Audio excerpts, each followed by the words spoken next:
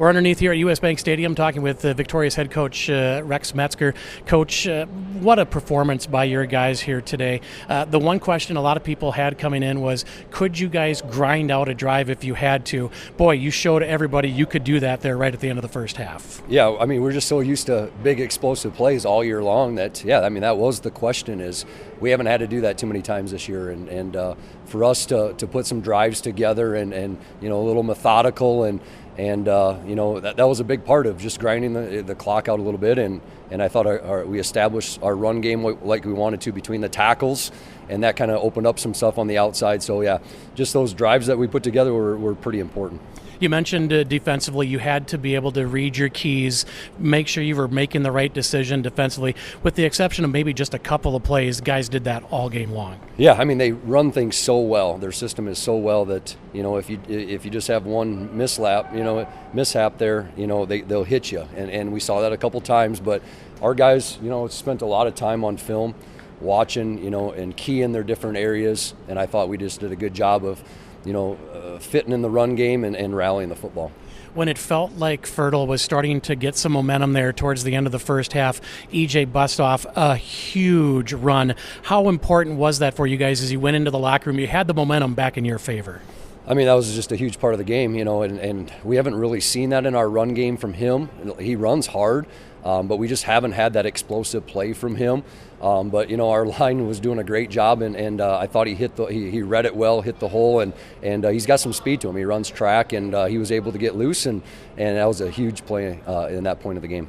Defensively, you guys caused a lot of chaos. You forced 4 interceptions. You only had 3 all season coming into this one. What was it that was working for your guys? Well, our DNs can, cause some havoc, but our nose with Gavin Luthold and Wyatt Shimp. But we wanted to get some pressure on him, so we tried to get a few different blitzes put in just to, he's felt pretty comfortable all year. He's been able to sit in that pocket, and we were able to get after him a little bit, and that was kind of our focus of, let's see how things go when he gets a little pressure in his face.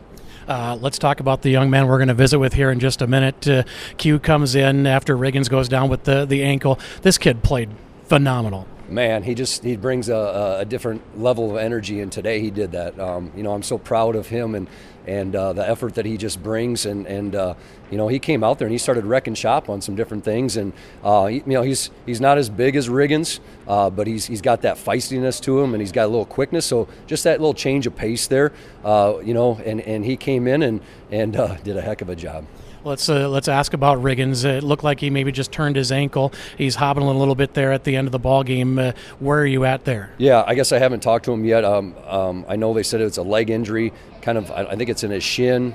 They thought it was like a deep bruise, and he just felt like, they said, yeah, you can go, but he just goes, I'm not going 100%. And Q comes in and gives us that extra boost, and hey, let's roll with it. Rex, appreciate the time. Congrats on the win. Yep, thank you for covering us. Let's talk with your player of the ball game, brought to you by Real Estate Retrievers. Quentin Susie joins us. You come in after Riggins goes down with the injury. You were tearing kids up. What was working? I'm a little quicker than Riggins is, so I guess that kind of helps me a little bit. But, just bringing that extra boost to the team when we're out in the field, getting those guys hyped up, just gives everybody that boost that we need.